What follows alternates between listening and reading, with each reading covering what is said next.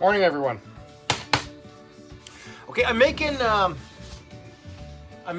silver cuff for the two dragon head bracelets. Right, so I've casted, and this is a custom piece to my studio. I sure like the Viking jewelry. It's cool. Now this is like the wolf's head, the dragon wolf's head, and something that was on a cross from the 800s that they dug up out of the ground. And it's kind of not the exact same thing, but it's something similar because I just think it's cool. And there's going to be red eyes in it. Okay, so I'm dragging this on now. So what happens is, these are cast in a mold. Like the liquid silver is cast into this little ingot mold here. This little ingot mold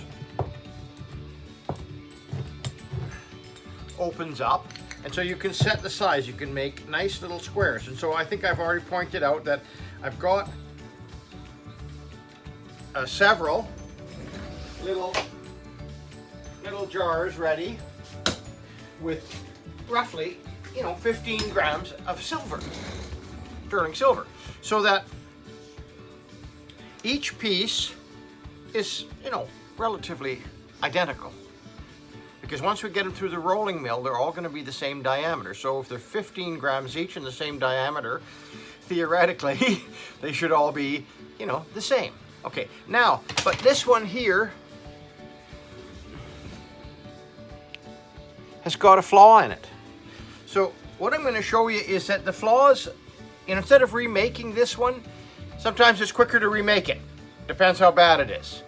The metal might not have been hot enough when it was poured into the ingot mold, or the ingot mold might not have been hot enough. So things happen. So what I'm going to show you here is we're just going to grab the torch. Smith little torch, okay? Have a little piece of silver on a holder so you don't burn your fingers. And get this torch up to a real hot heat, because you want to melt this quickly, but you don't want to go right through. So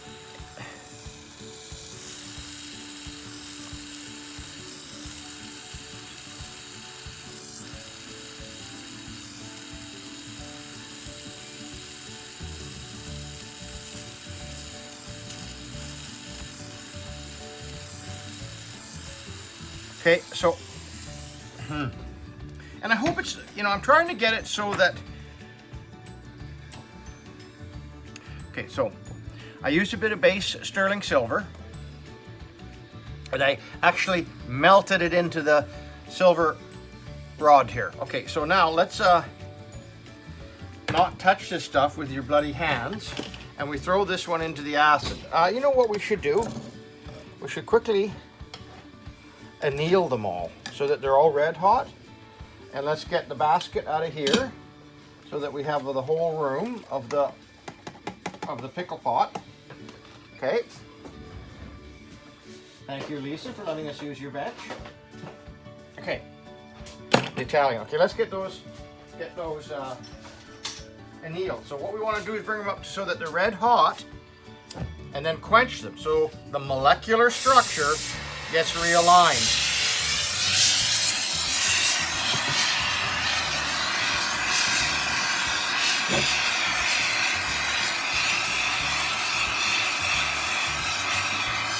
Now normally I have another bench that I do this on, but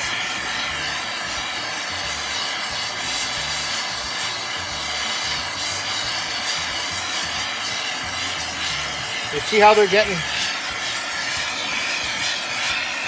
they're red hot. Now you don't want to leave them red hot for too long, right? Copper tongs going into the pickle.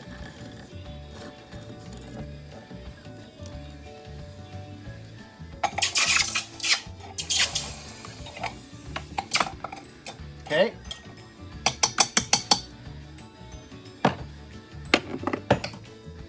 And that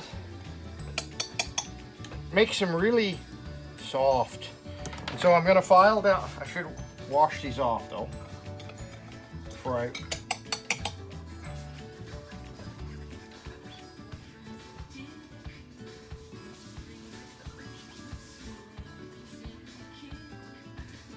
Okay. Now this repair right there, I think it turned out really good, the repair. Just file it off a little bit.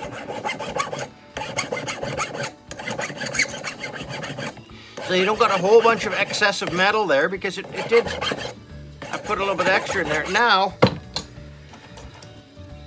make sure that these are dry before you start working with your rolling mill, because your rolling mills are expensive and you don't want to get water on them. Make sure you take care of them.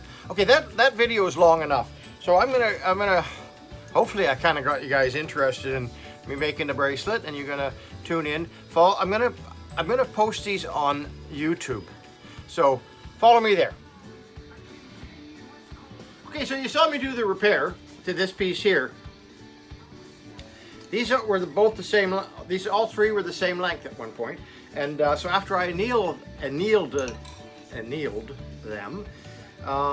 want to make sure they're dry, and you set your little gauge here, where you know where your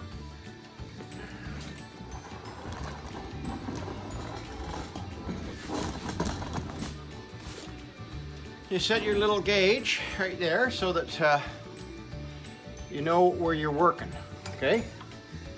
I'm gonna knock this. I know I'm gonna knock my stand here. Okay, let's get that here. Roughly right there. Let's double check. And this rolling mill, whew,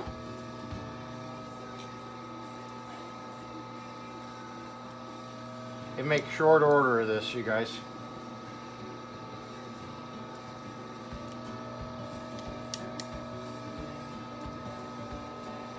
Put your little gauge to this last spot that it was in, okay?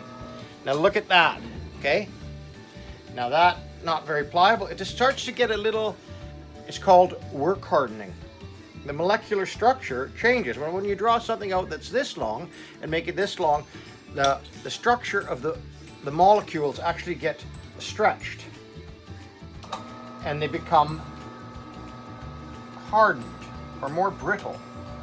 So, and what I do is, if you wonder why I send it through twice, I turn it 90 degrees so that that sharp little edge that you get is rounded off.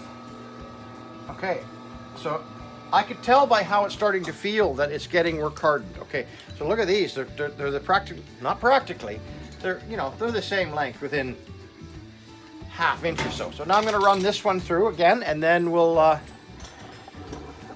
cut the video short. Let's see if I can get this even closer so that you can kind of get a real more of a. Okay, so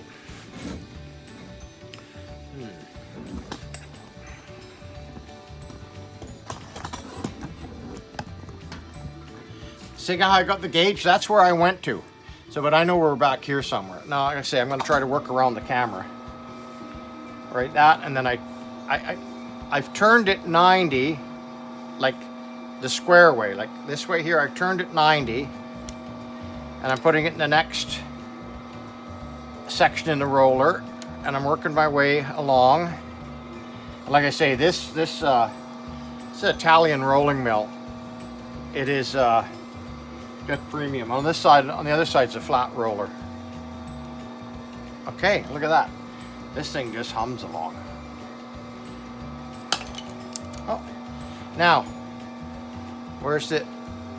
It's because the way the rollers are. It's not because it's, the one edge is a little more pointy than the actual base of the roller. Okay, so now I've got stock to start making the cuff part of the bracelet. Have a great day, you guys. Reach out to a friend, call somebody, feed your goats, feed your chickens. What else? I don't know. It's just a great day to be inside working.